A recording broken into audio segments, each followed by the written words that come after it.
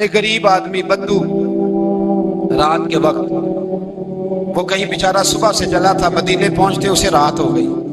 اس نے ڈرتے ہوئے نا خیمہ باہر لگا لیا، جہاں رات ہوئی نا آدھی رات کو گئی، 1-2 بجے سمجھ لے پہنچا مدینے، تو اس نے باہر نے خیمہ لگا لیا۔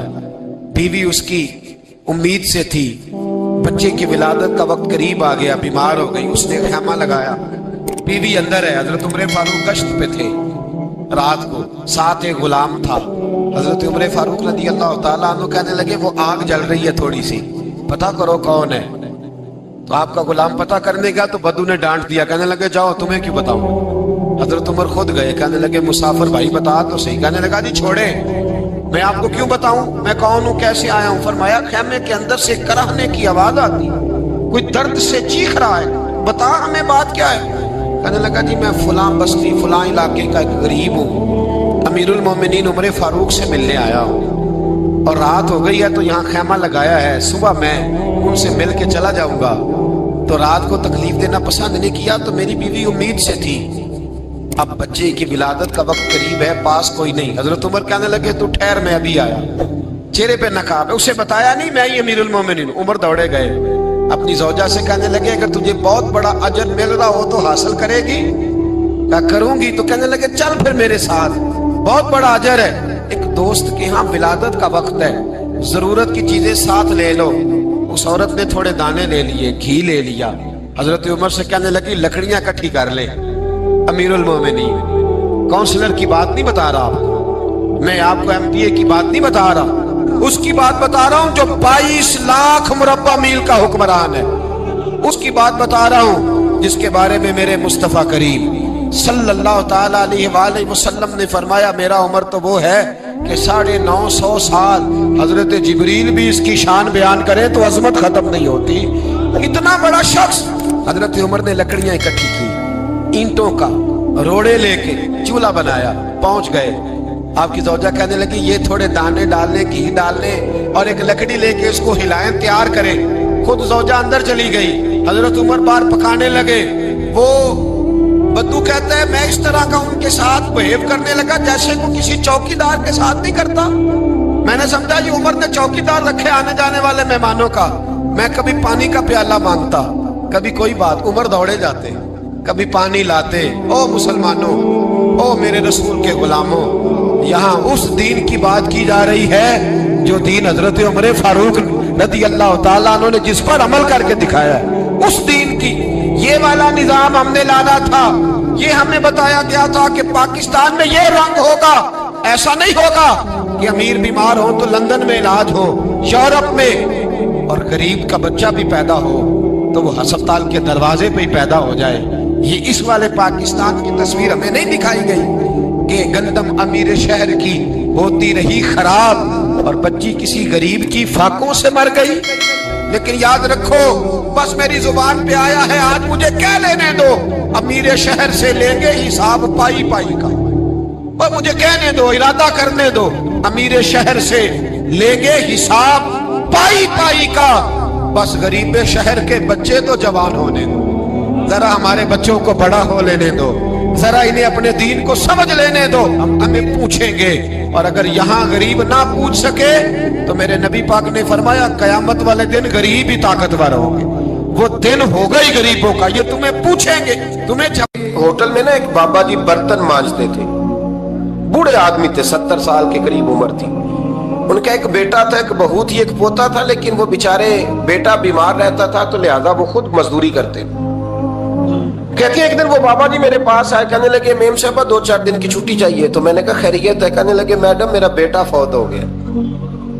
بیٹا،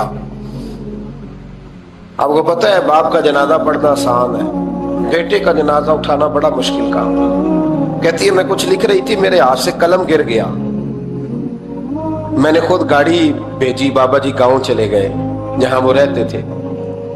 کہتی 2-3 دن کے بعد میں اور میرا شوہر گئے تو رستے میں ہم باتیں کر رہے تھے کہ کیا تعزیت کریں گے، ایک ہی بیٹا تھا، کوئی رشتہ دار بھی نہیں، تو اس کی تو کائنات اجڑ گئی، کن لفظوں سے اسے تعزیت کیا کہیں گے۔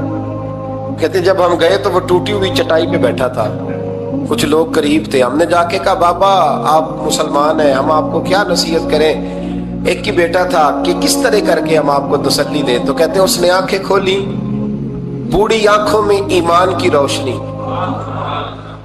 کہنے لگا بی بی کیا تعزیت کی بات کرتی ہو, میں نے کوئی پیسے جمع کرا کے بیٹا لیا تھا, خدا نے فضل سے دیا تھا, عدل سے لے گیا ہے, میں اپنے رب کے فیصلے میں بڑا راضی ہوں. اللہ اکبر. وہ خاتون کہتی ہے کہ وہ بابا جی سے میں نے کہا کہ چلو آپ 1 مہینے کی چھٹی کر لے. تو کہنے لگا نہیں میڈم میں مسلمان ہوں, مفت کی روٹی نہیں کھاتا, مزدوری کر کے کھاتا ہوں, میں انشاءاللہ 2-3 دن کے بعد کام پہ آ جاؤں گا. کہتے ہیں وہ چند دنوں کے بعد آ گیا. اللہ کی قدرت کے ابھی 2-3 ماہ گزرے تھے, پھر آیا. میڈم چھٹی چاہیے کچھ دنوں کی. میں نے کہا خیریت ہے. کہنے لگے وہ میری بہو بھی ہارٹ اٹیک سے فوت ہو گئی. کہتے اب میں بھی تڑپ گئی اور عیسائی ہو کہ میری آنکھوں میں آنسو آ گئے. میں نے کہا گھر کا دروازہ بند ہو گیا, اب یہ بیچارہ کیا کرے گا. وہ اپنے شوہر کے غم میں ہارٹ اٹیک سے فوت ہو گئی. کہتے ہم پھر 2-3 دن کے بعد تعزیت کے لیے گئے. پھر ٹوٹی ہوئی چٹائی, بوڑھا نہ اپنی انگلیوں سے زمین پر کچھ بنا رہا. کہتے قریب گئی اور میں نے جا کے کہا بابا اب تو تسلی آپ نے خود ہی کرنی ہے, جو نظام تھا وہ تو ہو گیا. تو کہتے ہیں پھر اس نے آنکھیں کھولی, آسمان کی طرف دیکھا تو کہنے لگا بیٹی کوئی پریشانی نہیں, میرا بیٹا بغیر شادی کے بھی تو فوت ہو ہی سکتا تھا نا, بس میرے مالک نے جب چاہا جیسے چاہ ہوا. میں انشاءاللہ 2-4 دن کے بعد کام پہ آؤں گا. یہ میرا 3-4-5 سال کا پوتا ہے, ابھی اسکول داخل ہوا ہے, میں ساتھ لے آؤں گا, وہاں میرے ساتھ اوپر کوارٹر میں جہاں میں رہتا ہوں یہ بھی رہے گا. کبھی کبھی میں دیکھتی چھت پہ کھڑے ہو کے کہ دادا گھوڑا بنا ہوا ہے اور پوتا سواری کر رہا ہے. وہ سویرے اٹھتا, اس کو سکول چھوڑ کے آتا, شام کو لے کے آتا, پیار کرتا, محبت کرتا. 3ری منزل پر ہم نے کوارٹر دیا ہوا تھا, وہاں دادا پوتا رہتے. اللہ تو بڑا بے نیاز ہے. کہتی ہے اقبال ایک دن نا پوتا اوپر والی منزل پہ کھیل رہا تھا, اس کا پیر پھسلا, وہ گردن کے بل زمین پہ گرا. مجھے خبر ہوئی تو میں دوڑی, ایمبولنس منگائی. خون سے لتھڑے ہوئے اس بچے کو دادے نے اپنی گود میں رکھا. اور جب ہم ہسپتال کی طرف گئے تو ہاسپٹل بعد میں آیا, جناب اسرائیل پہلے آ گئے اور کہتے ہیں وہ گود میں دم توڑ گیا. پھر دادے نے اسے اپنے ہاتھوں سے غسل دیا, پھر اس نے اپنے بوڑھے ہاتھوں سے قبر کھودی اور پھر مٹی ڈال کے کہنے لگا انا للہ و انا الیہ راجعون. جے سونا ہی میرے دکھ وچ راضی, جے سونا ہی میرے دکھ وچ راضی. پھر سکھ نو چلے ڈاواں. کہتے ہیں وہ مٹی ڈالی اس نے, اور جب وہ واپس پلٹا تو میں بازو سے تھام کے ہوٹل قریب لائی اور میں نے اس کے قریب کہا کہ بابا تو ٹوٹ گیا ہے, تو بکھر گیا ہے. تو کہتے ہیں یوں اس نے ہاتھ رکھے اور یوں آنسو چھٹک دیے. کہنے لگا میڈم کیوں میرے اندر کوئی عقیدہ نہیں, میں کوئی لوارث ہوں, میرا کوئی رب نہیں, میں کیوں پریشان رہوں گا, میں تو پکا ہوا پھل ہوں. تھوڑے دن گزرے کہ قبر میں جاؤں گا, اور جب جنت میں جاؤں گا تو اللہ میری بیٹے سے بھی ملاقات کرائے گا, میرے پوتے سے بھی ملاقات کرائے گا, میرا رب ساری ملاقاتیں کرا دے گا. میں اپنے اللہ کی رضا میں بڑا راضی ہوں. وہ خاتون کہتی ہے میرا اور میرے شوہر کا کلیجہ پھٹنے لگا. میں نے کہا بابا یہ جذبہ کہاں سے ملتا ہے, یہ سکون کہاں سے آتا ہے, یہ کیفیت کیسے ملتی ہے. مجھے کہنے لگا تو نے لینی ہے. میں نے کہا, تو کہنے لگا تو بھی گنبد خضرا والے نبی کا کلمہ پڑھ جا, اللہ تجھے سکون عطا کرے. حضرت عمر فاروق رضی اللہ تعالی عنہ. حضرت عمر معمولی شخص نہیں, معمولی آدمی نہیں. کچھ لوگ صدیوں کے بعد پیدا ہوتے ہیں اور کچھ لوگ ایسے ہوتے ہیں جو ایک ہی بار پیدا ہوتے ہیں, ان جیسا دوسرا پیدا ہوتا ہی نہیں, دوسرا ان طرح کا پیدا ہوتا ہی. حضرت عمر رضی اللہ تعالیٰ عنہ جیسی شخصیات پیدا ہی نہیں ہوتی دوبارہ. سارے صحابہ در رسالت مآب پہ خود آئے. یہ وہ عظیم شخص ہے جسے اللہ کے محبوب نے اللہ سے مانگ کے لیا, کہا اے اللہ یہ مجھے دے دے. اللہ سے مانگ کے لیا ہے. اس لیے صوفیاء کہتے ہیں کچھ مرید ہوتے ہیں کچھ مراد ہوتے ہیں، کچھ مرید ہوتے ہیں کچھ مراد ہوتے ہیں۔ مرید وہ ہوتا ہے جو چل کے آتا ہے، آ کے مرید ہوتا ہے۔ مراد وہ ہوتا ہے جسے کہا جاتا ہے کہ یہ کبھی میرا بن جائے نا، یہ کبھی آ جائے نا، میرا بن جائے، اس کو مراد کہتے ہیں۔ حضرت عمر مصطفیٰ کریم کی مراد ہیں، حضور کی مراد ہے۔ اللہم اعز الاسلام بے اسلام عمر ابن خطاب، اے اللہ اسلام کو عزت دے دے، میرے عمر کو کلمہ پڑھنے کی توفیق عطا فرما دے۔ اور کیسے دعا مانگی؟ او یار حضرت عمر کی تو اس فضیلت کا کوئی جواب نہیں دے سکتا، میرے رسول پاک علیہ السلام سب کے لیے ہی دعا مانگتے ہیں نا، حضور کی دعا عام ہے، لیکن مصطفیٰ کریم نے کعبے کا غلاف تھام لیا اور غلاف کعبہ کو حضور نے سینے سے لپٹایا اور سینے سے چمٹا کے کہا، اللہ میں نے تو کبھی سوال ہی زیادہ نہیں کیے، میں کرنے آیا ہوں، مجھے عمر دے دے، عمر دے دے۔ حضور نے مانگ کے لیا۔ اور پھر جب جس کو حضور مانگے اللہ سے کہ حضرت عمر رضی اللہ تعالیٰ عنہ کا آج یوم شہادت ہے، میرا تو دل کرتا تھا کہ فجر سے باتیں شروع ہوں اور سارا دن ہی عمر کی باتیں ہوتی رہیں، سارا دن جناب عمر کی باتیں، سارا دن، اس لیے کہ ذکر جناب عمر کا ہوگا پر راضی اللہ کے رسول ہوں گے صلی اللہ، تو جاگ کے بیٹھے، خوش ہو کے بیٹھے۔ ہمارے ہاں منایا ہی نہیں جاتا، بابے اللہ کی تا ساؤن بھادروں اسو کتا تے منڈے جنوری فروری، تو اسلامی سال بھی گیا اور وہ تاریخیں بھی ساری گئیں۔ یکم محرم امت مسلمہ کے لیے بہت بڑا دن ہے، بہت بڑا دن، یہ شہادت ہے حضرت عمر فاروق کی رضی اللہ تعالی عنہ۔ یہاں چھوٹی چھوٹی باتوں پہ گورنمنٹ چھٹی کرتی پھرتی ہے، چھوٹی چھوٹی باتوں، الیکشن ہو گیا تو چھٹی، فلاں جگہ پہ تھوڑا سا کسی نے خبر دے دی کہ کوئی پریشانی ہے تو چھٹی، فلاں جگہ یہ ہو گیا تو چھٹی، یہاں تک کہ فلاں وزیر صاحب فلاں علاقے میں آئیں گے تو سارے علاقے کو چھٹی۔ اور اب تو اس سے بڑا حال ہونے لگا ہے، اگر جن لوگوں کی سندھ میں حکومت ہے ان کے لیڈر کا دن آیا تو اس دن چھٹی، اور جن کی پنجاب میں حکومت ہے ان کا دن آیا تو چھٹی۔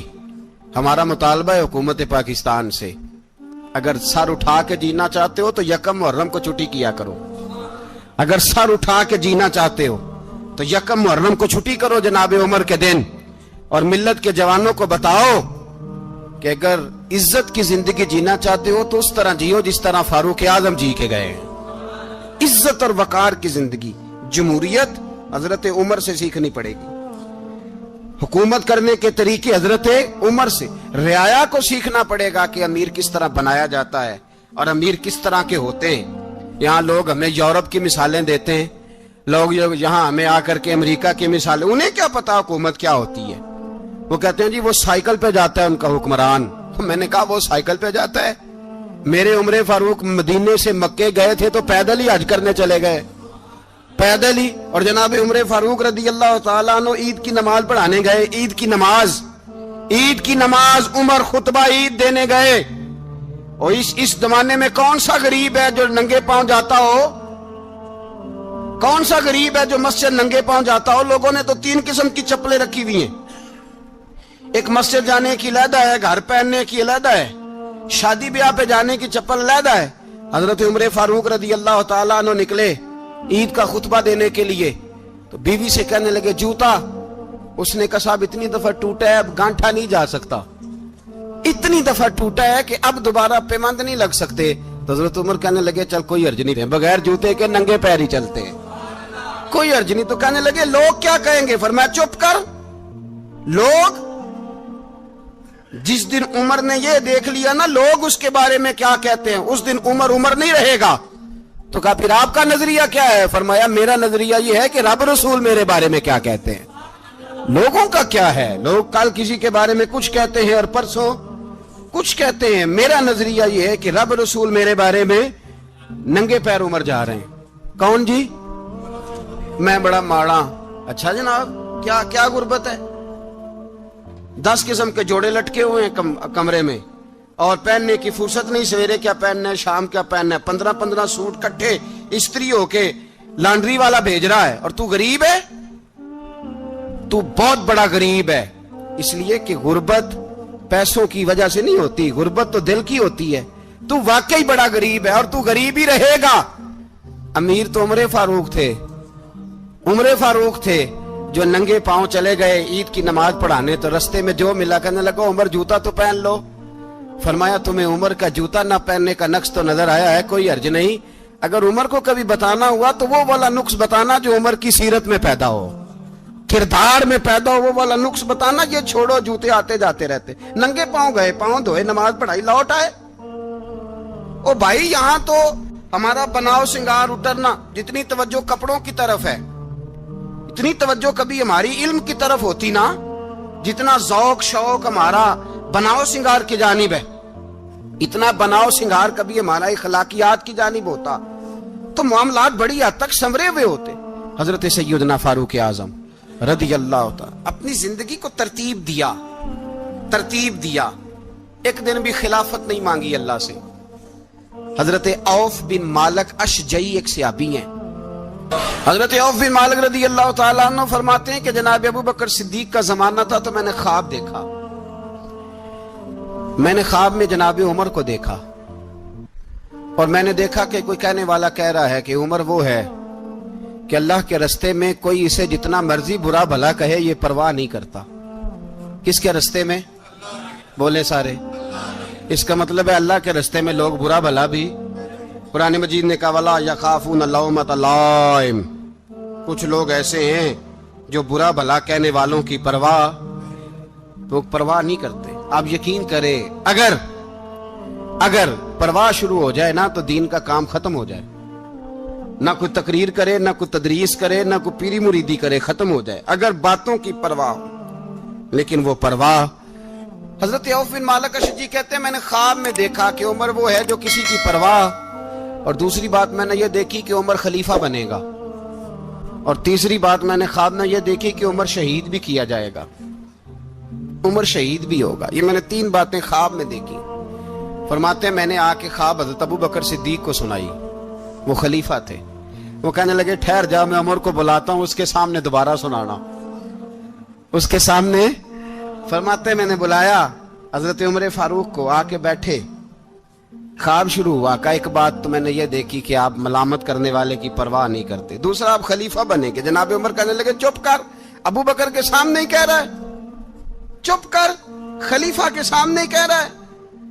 तो अबू बकर सिद्दीक कहने लगे उमर इसे कहने दो, मुझे लगता है रब की रजा यही है कि मेरे बाद अगर मुस्तफा का मिंबर मिले तो उमर को मिले, इसे कहने दो। यार यहां तो लोग डींगे मारते हैं, यहां तो लोग दावे करते हैं, मेरे सामने फलाने को भी बिठाओ, फलाने को भी बिठाओ, उसको क्या पता, इसको क्या पता, ये तो बड़के मारने का दौर है। हजरत उमर रदी अल्लाह तआला अन्हु को तीसरी बात कही। हजरत औफ बिन मालिक ने कहा आप शहीद किए जाएंगे, मैंने ख्वाब देखी है। नेक लोगों के ख्वाब बड़ी हद तक सच्चे होते हैं। कहा मैंने ख्वाब देखी है। तो हजरत उमर कहने लगे शहीद तो दलेर लोग होते हैं, शहीद तो दलेर, जिसे सारा जमाना दलेर कह रहा है वो अपने बारे में क्या कह रहे हैं? कहते हैं शहीद तो दलेर, मैं तो काहिल आदमी हूं, सुस्त आदमी हूं, मैं तो इतना काम ही नहीं करता। तो ये ख्वाब तूने जो ठीक देखा है ना, फिर से देखना।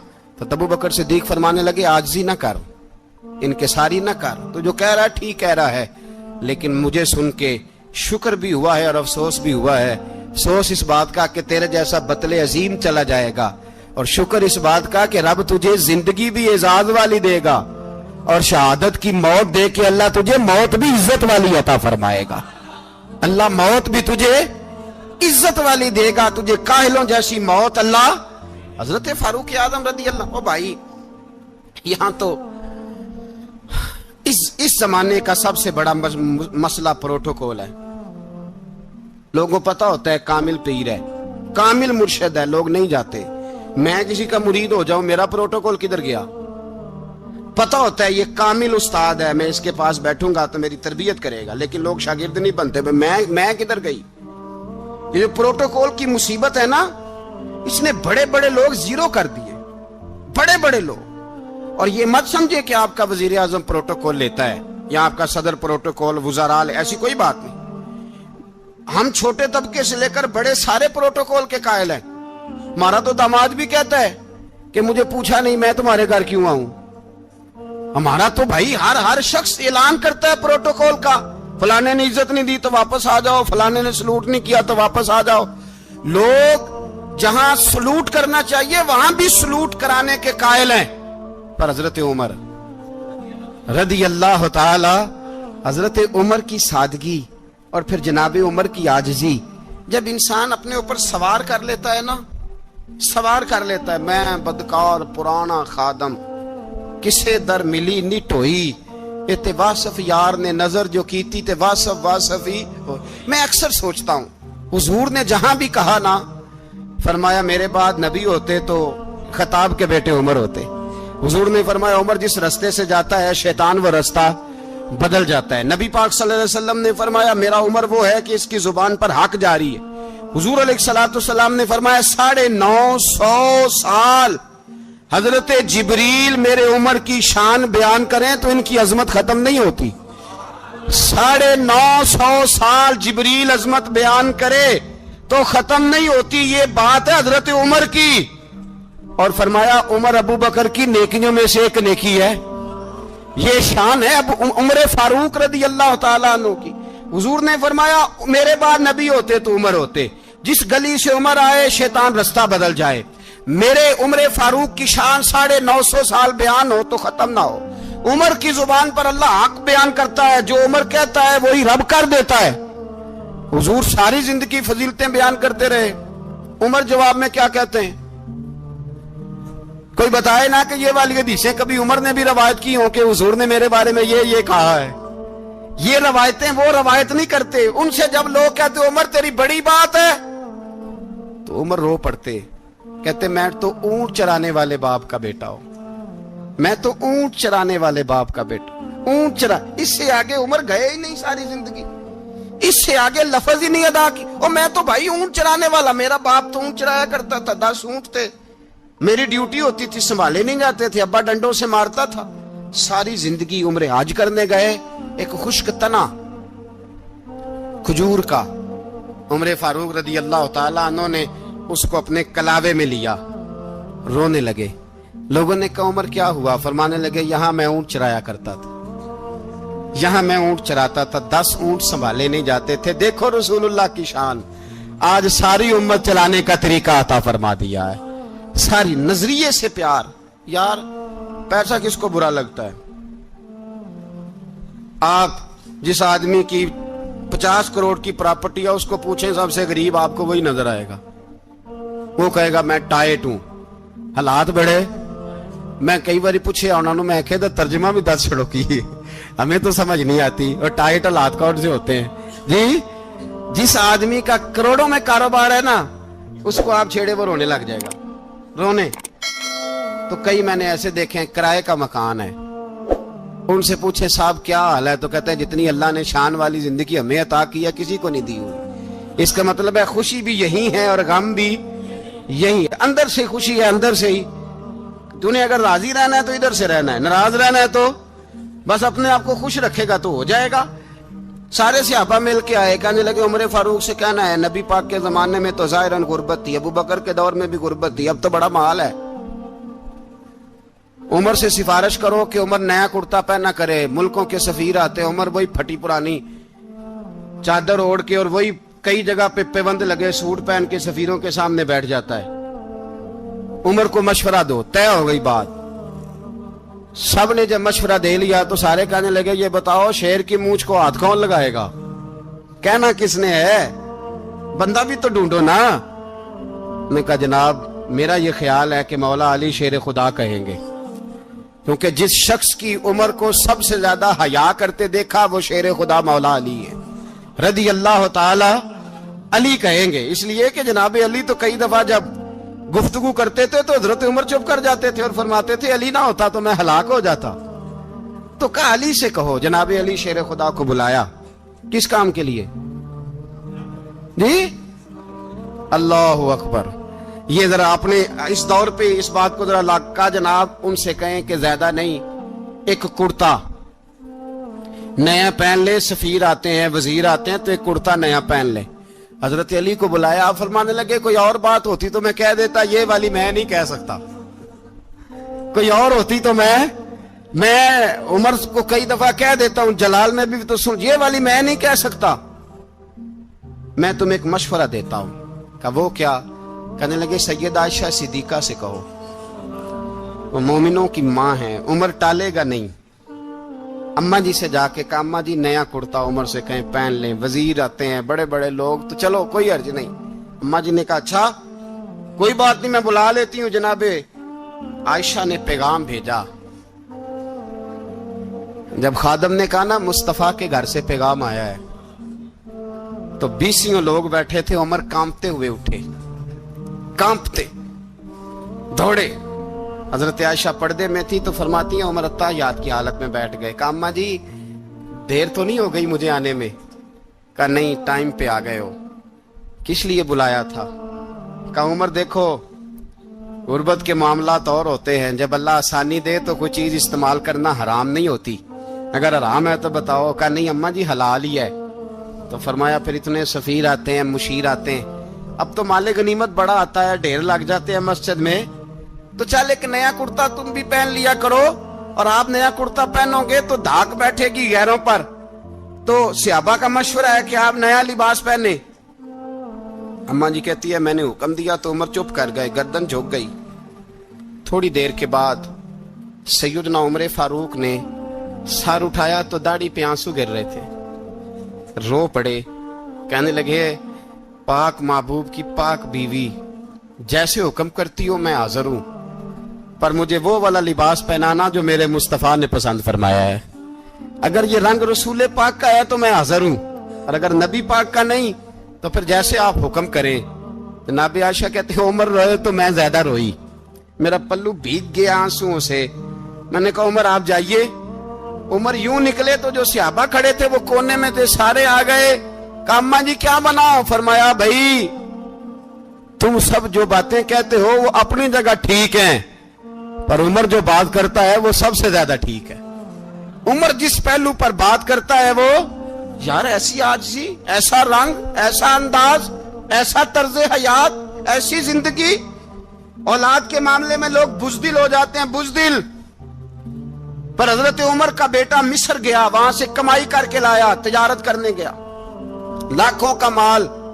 کون سا باپ ہے دنیا میں جس کا بیٹا باہر سے پیسے لے کے آئے تو ابا تفصیل پوچھے کہ بیٹا کہاں سے کمائے, کہاں سے لایا, کتنے ملے, کیوں آئے؟ کون سا باپ تفصیل پوچھتا ہے؟ ابا تو کہتا ہے لا صحیح, اور تعریفیں کرتا ہے میرا بیٹا بڑی کمائی کرتا ہے. کبھی پوچھا ہے اس سے کہ ڈیوٹی صحیح دیتا ہے کہ نہیں؟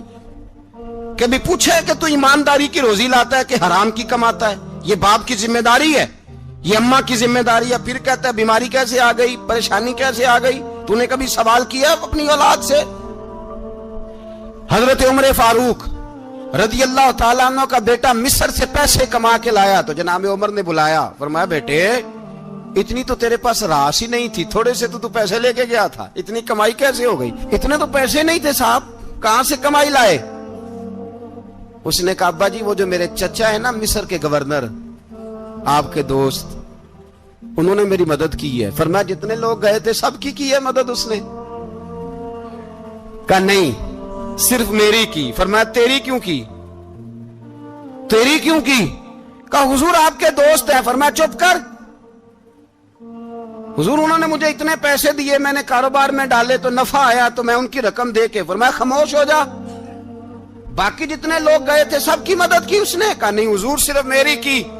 فرمایا اس نے تیری مدد نہیں کی, اس نے خلیفہ کے بیٹے کی مدد کی, اس لیے کہ وہ خلیفہ کو اپنے حق میں نرم کر سکے.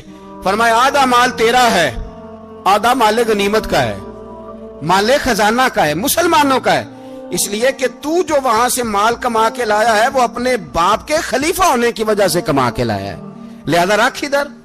یہاں کہتے ہیں کدھر سے آیا, کیسے آیا, کون سا حساب دیں, کیا کریں؟ او بھائی حضرت عمر رضی اللہ تعالیٰ عنہ کا اپنی اولاد کے بارے میں یہ رنگ ہے. ایک جنگ سے نا خوشبو آئی, خوشبو بڑی مہنگی ہوتی تھی, عرب میں خوشبو آج بھی بڑی مہنگی ہے, وہ زیادہ استعمال کرتے ہیں. میری باتوں کی سمجھ آ رہی ہے میرے بھائیوں؟ بڑی مہنگی خوشبو تھی.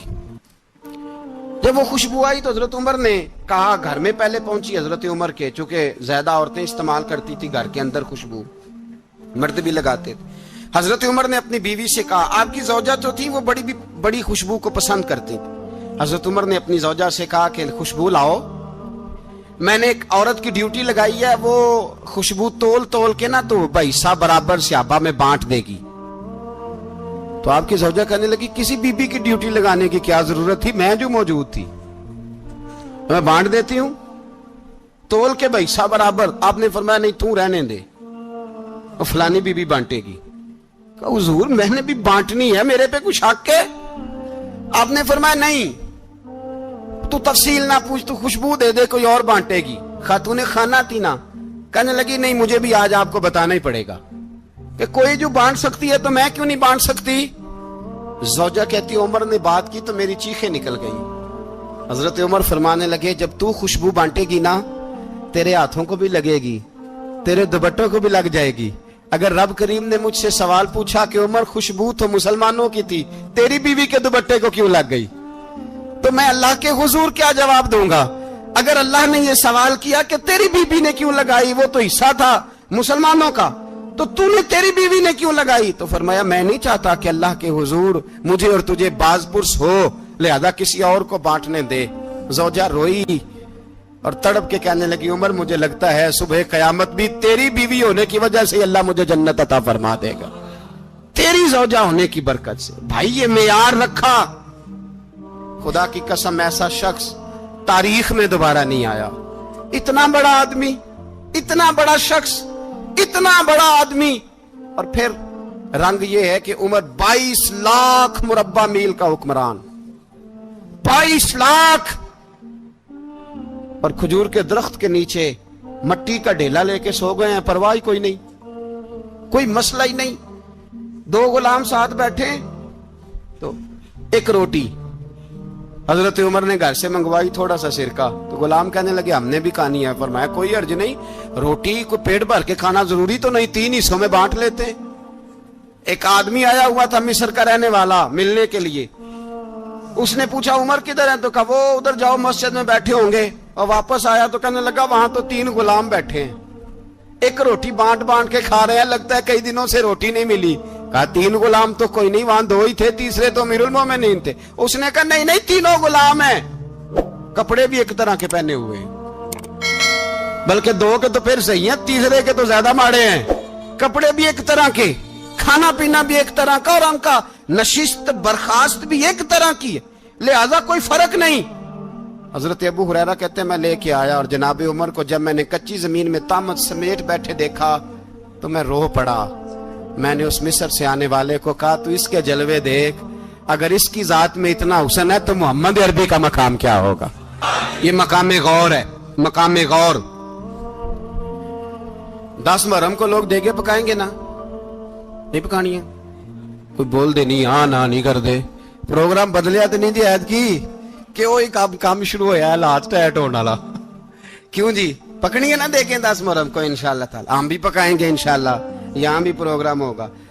تو 10 محرم کو جو دیگ پکنی ہے تو ایسا نہیں ہو سکتا کہ 1 محرم کو حضرت عمر کے نام کی بھی کوئی پک جائے. اگر امام حسن حسین کے نام کی دیگیں پکے تو جو امام حسن حسین سے پیار کرنے والے ہیں, جو امام حسن حسین سے, ہم لوگوں نے بھی عجیب رٹا اپنایا ہے نا, ہم لوگ بات کا ایک پہلو دیکھتے ہیں دوسرا نہیں دیکھتے. حضرت امام حسن اور حسین کو بھی نبی پاک نے شہید کہا, اور جناب عمر کو بھی رسول اللہ نے خود شہید فرمایا. فرمایا شہید ہے, خود فرمایا اپنی زبان سے کہ یہ شہید ہے, خود میرا عمر شہید ہے. تو ان کے نام کی دیگ نہیں پکنی چاہیے, اس طرف نہیں ہماری توجہ ہونی چاہیے. اور اہل بیت نبوی, یہ بات میں پہلے بھی کرتا ہوں, آج پھر کرنا ضروری سمجھتا ہوں. اہل بیت کا پیار سن لو کان کھول کے, اہل بیت کا پیار اگر ہمیں کسی نے سکھایا ہے تو سیدنا عمر فاروق نے سکھایا ہے. اہل بیت نبوت کی محبت اگر کسی نے سکھائی ہے تو کس نے سکھائی ہے؟ بول کے بتائیے. حضرت عمر نے. اہل بیت کا پیار ہمیں حضرت عمر نے بول کر کے سکھایا ہے. بھائی یاد رکھیں, کسی کی طاقت نہیں تھی دم مارنے کی حضرت عمر کے سامنے, طاقت ہی نہیں تھی. کیسر و کسرا کانپ جاتے تھے, जरूरत ही नहीं करते थे हजरत। और हमारे तो तल्लकात बड़े हैं ना गैरों से। हजरत अबू मूसा अशअरी रदी अल्लाह ताला अन्हु फरमाते हैं मेरा मुंशी ईसाई था, वो कातिब कहते थे वो लोग, मेरा हिसाब किताब ईसाई था। तो फरमाते हैं एक दिन मैंने वो सारा हिसाब किताब लेन देन के हजरत उमर को दिखाया तो फरमाने लगे जिसने लिखे हैं उसको बुलाओ। कहने लगे हुजूर मस्जिद नहीं आ सकता। क्यों नहीं आ सकता? कहने लगे वो ईसाई है। कहते हैं हजरत उमर जलाल में आ गए। आप फरमाने लगे जिन्हें रब दूर करता है तुम क्यों करीब करते हो? जिन्हें अल्लाह दूर करता है। फरमाया तुम गैरों को अगर ओहदे दोगे तो अपनों का क्या बनेगा? अगर तुम गैरों को ओहदे दोगे तो अपनों का। ये सोच है जो आज बर्मा के मुसलमानों के लिए भी जरूरी है। कहा अगर तुम गैरों को ओहदे दोगे तो अपनों का। हमने गैरों को ओहदे दिए तो देखा ना अपने किस तरह काटे जा रहे हैं। गैरों को जो ओहदे दे दिए जराने सारे गैरों से। रोज दावा होता है चीन हमारा सज्जन है, चीन हमारा दोस्त है। ओ भाई दोस्त है तो उससे कहो ना कि बर्मा तो तुम्हारी एक छोटी सी रियासत है, चीन के बगैर तो वो सांस भी नहीं ले सकता। उसको कहो ना उस हुकूमत पे दबाव डाले। लेकिन हम लोगों ने गैरों को दे दिए तो अपने पिस गए। हजरत उमर कहते थे जिम्मी का हम अदब करेंगे, जिम्मी काफर का हम, ऐसा काफर जो मुसलमान रियासत को कबूल करे, बदअमनी ना फैलाए। एक आदमी को आपने देखा आंखों से नाबीना है और भीख मांग रहा है तो हजरत उमर को नजर आ गया। फरमाया कौन हो? उसने कहा मैं यहूदी हूं। फरमाया भीख क्यों मांगते हो? कहा जब तक तंदुरुस्त था मुसलमानों को जजिया देता था, बूढ़ा हो गया हूं क्या करूं? हजरत उमर ने घोड़े की पुश्त पे बिठाया, काफिर को घोड़े की पुश्त पे बिठाया और बिठा के मदीने लाए। हजरत अली शेर खुदा वजीर खजाना थे। फरमाया अली इसका वजीफा जारी करो। कहा ये कौन है? फरमाया ये यहूदी है लेकिन ये हमें जजिया देता रहा, बूढ़ा हो गया बेचारा, भीख मांगने पे मजबूर है, हमारी हुकूमत के अंदर रहता है, इसका पूरा पूरा वजीफा जितना खर्चा उतना वजीफा लगाओ। हजरत अली कहते हैं मैं वजीफा लगा रहा था और वो मेरे नबी का कलमा पढ़ रहा था, वो रसूलुल्लाह का कलमा पढ़ रहा था। ये मिजाज, ये नहीं कि काफिर। हजरत उमर ने गवर्नरों को खत लिखे थे कि जबरदस्ती किसी को मुसलमान नहीं करना, जहां उनकी इबादत गाहें बनी हो गिरानी नहीं, कोई मंदिर कोई गिरजा जाया नहीं करना। इस्लाम सबको जीने का मौका देता है पर बेईमानो जालिमो बदजातो तुम्हें यह कहता है कि हम तुम्हें जीने का मौका देते, तुम भी मुसलमानों को जीने का मौका दो। ये जहां बसते हैं जहां रहते हैं इन्हें वहां जीने का मौका दो, इन्हें भी अल्लाह अकबर कहने का मौका दो, इन्हें भी कुरान पढ़ने का मौका दो, इन्हें भी रसूलुल्लाह पर दुरूद पढ़ने का मौका दो। हमारे मुल्क में ईसाई अपनी मर्जी से खुलेआम तबलीग करते हैं। यहां तो चैनल चलाए हैं ईसाइयों ने। किसी मजहबी जमात ने कभी जुलूस निकाला है कि ईसाइयों का चैनल बंद करो? बोले निकला है कि नहीं निकला? कितने जुल्म की बात है। हम जब गैर को इतना तहफुज देते हैं, इतना तहफुज देते हैं, हमने देखा है मुझे 20 लोगों ने ईद पे टेलीफोन किए कि ईसाइयों को कुर्बानी का गोश्त दे लें, मजबूर हैं जी, दरवाजे पे आ गए हैं, हमारे काम काज करते हैं। 20 लोग, आम आदमी के दिल में इनका इतना जज्बा है, वो मसाइल का बयान करना एक अलग बात, लेकिन हमारे दिल काफर के हक में भी नरम हो जाते हैं। तुम किस कदर ज्यादा बेईमान हो और कुफर किस कदर ज्यादा जलील हो गया है कि मुसलमान के हक में नरम होता ही नहीं। और उससे बड़े जलील वो हैं जो इन जलीलों के सपोर्टर हैं। वो किसी अरब मुल्क के हुक्मरान हो या किसी और जगह के, वो बड़े जलील है जो इन जलीलों के सपोर्टर हैं, जो बर्मा की बच्चियों के कत्ल पर अपनी हुकूमतें चमका रहे हैं। ने शर्म नहीं आती, इस कदर मुसलमान तड़पा है लेकिन उन बेगैरतों को जरा होश नहीं आई। और ये उनके कमाश, उनके दलाल जो हर जगह उनकी सपोर्ट करके अपनी हुकूमतें कायम करते हैं, बेईमानों को पता नहीं कि कब इन पर अल्लाह का अजाब उतरेगा और किस तरह इनके परखशे उड़ेंगे। तुम्हें अपनी जिल्लत और रुसवाई नजर नहीं आ रही कि जमीन किस तरह तुम्हारे लिए तंग हो गई है? इससे ज्यादा और तुम्हारी रुसवाई क्या होगी? डरो अल्लाह से, और ये तो दुनिया का अजाब है। इन्ना बत्श रब्बिक शदीद, मेरा रब कहता है कयामत तो कायम होने दे। इतना सख्त तेरे रब की पकड़ है, इतनी किसी दूसरे की हो सकती?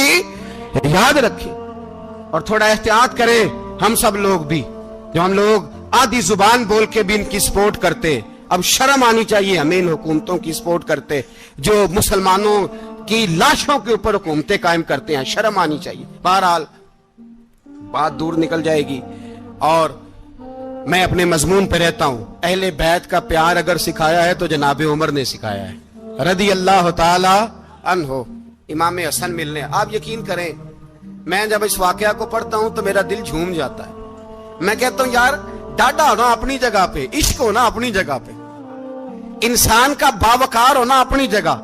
जहां खड़े होना था वहां ये खड़े होते थे, और जहां झुकना था वहां ये इन लोगों में इकबाल ने कहा था तेरी निगाह नाज से दोनों मुराद पा गए, अकले की याबो जुस्तजू इश्के हुजूरो इस तरह। जहां अगर आया है सामने कैसरो किसरा तो उमर जैसा दलेर कोई नहीं, अगर सामने आया ईरान का बादशाह तो उमर जैसा तगड़ा कोई नहीं, अगर आया है सामने गुस्सान का बादशाह तो उमर जैसा आदिल कोई नहीं। लेकिन अगर अली का बेटा आया है, अगर फातिमा के लाल पारे आए हैं, तो फिर फारूक आजम से जैसा मुहिब कोई नहीं, फिर उनसे जैसा प्यार करने वाला कोई नहीं। अंदर बैठे हैं जनाबे उमर, अंदर तन्हाई में कुछ वजीरों से गुफ्तगू हो रही है, मीटिंगें जारी हैं। आपके बेटे मिलने आए जनाबे अब्दुल्ला इब्ने उमर, अब्बा जी मिलने आए, बात ठहरो बात कर रहा हूं, कोई ना अंदर आए। साहबजादा बाहर खड़ा है, थोड़ी देर गुजरी तो इमाम हसन भी आ गए। कौन आए? आपको अजो मिलेगा इमाम साहब का नाम लेने से, वो सरदार हैं जन्नतियों। कौन आए? सारे बोलिए। इमाम हसन तेरी नस्ले पाक में है बच्चा बच्चा नूर का, तू है ने नूर तेरा सब घराना। इमाम हसन आए तो हजरत अब्दुल्ला इब्ने उमर को दरवाजे पे खड़े देखा, कहा अमीरुल मोमिनीन कहाँ हैं? कहने लगे हजरत उमर के बेटे। कहने लगे वो अंदर बैठे, कुछ मीटिंग हो रही है और उन्होंने कहा कोई अंदर ना आए, लेकिन आप जाना चाहें तो चले जाएं, आप जाना चाहें तो तेरी नस्ले पाक में है बच्चा बच्चा नूर, आप जाना चाहें तो चले जाएं। तो उन्होंने कहा जब आप बाहर खड़े हैं तो मुझे कोई इतना जरूरी काम नहीं, और अभी जोर की नमाज थोड़ी देर में होगी, मैं मस्जिद में मिल लूंगा अमीरुल मोमिनीन से। ये बात कह के इमाम हसन चले गए। यार इतनी बड़ी बात नहीं थी।